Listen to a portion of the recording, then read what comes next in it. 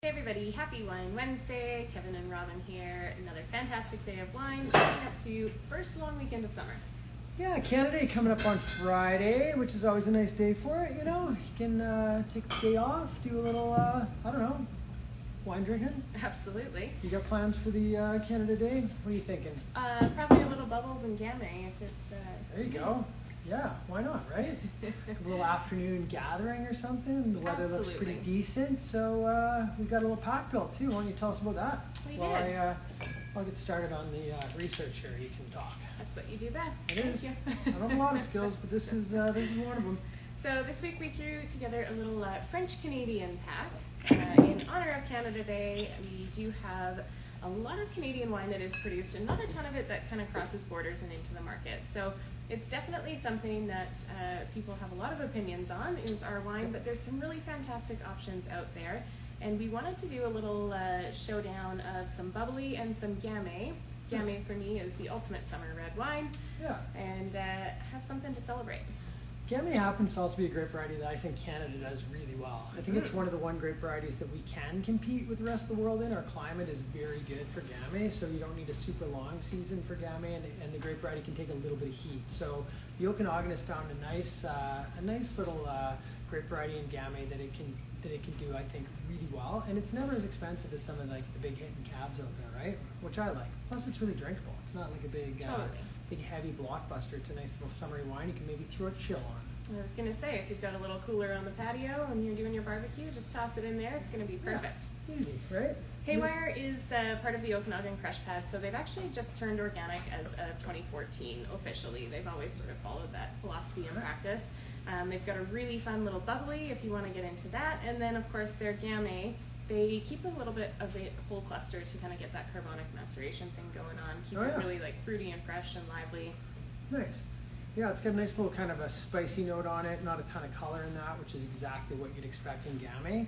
And I like what you've done. It took me a little while to figure out what you'd actually done here, but you got, I know, I'm not the quickest, right? You got a little bubbly on bubbly action, and then you got the two Gamays, which I think is going to be really fun, because this happens to be, I think, for me, one of the most interesting examples of Gamay in the shop, and something that is totally unique that you're not going to find in probably any other wine shop in Calgary, anything from that region. Absolutely. I think that's really what really sets it apart. It's not really Loire Valley. It's not really across the mountains into no man's land, right? Where is it? Yeah.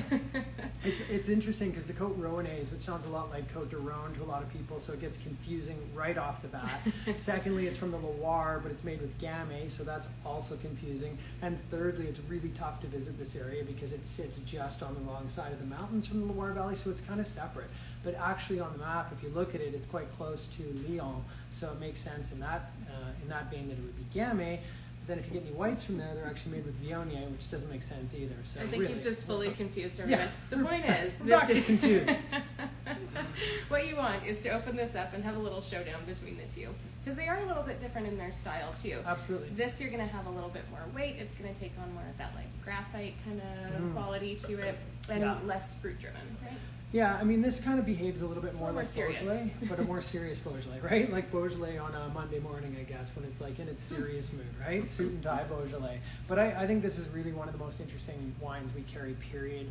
It's about $29, so it's not overly expensive. The vintage right now is 17, so it's actually got a little bit of age on it, which is starting to show just a little bit, which is nice, because Gamay, I find when it gets past that just like primary stage, it can get really, really interesting quickly. So that's a pack that I'd get excited about, and this is one of my favorite bubbles in the shop. So I know. There you go. Maybe I'm buying one of these. The Augereau is son and dad team, and they are making some really fantastic wines. So historically, the father used to do a lot of sweet style of wines out of the Loire Valley. And then as the sons come in, he's trying to make some really, really dry styles. So fantastic bubbles, traditional method, $34.95. If you don't want to buy champagne, but you want to drink something like champagne, this is 100% your go-to.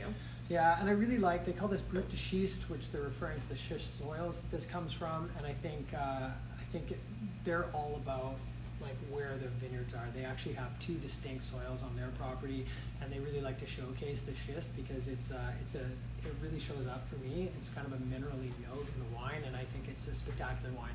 It's really lean, really crisp, bone dry, super fun, and really unique. So that's gonna be that's a fun little Saturday you got planned there. Thank you. Friday, I guess Friday. in this case, if you got the Might day trickle off. over into Yeah, Saturday. could be You never Saturday know. too. You might not finish them all, right? Like you and I would, but some people might not. You never Don't know. judge. Yeah, you never know how many people are coming over.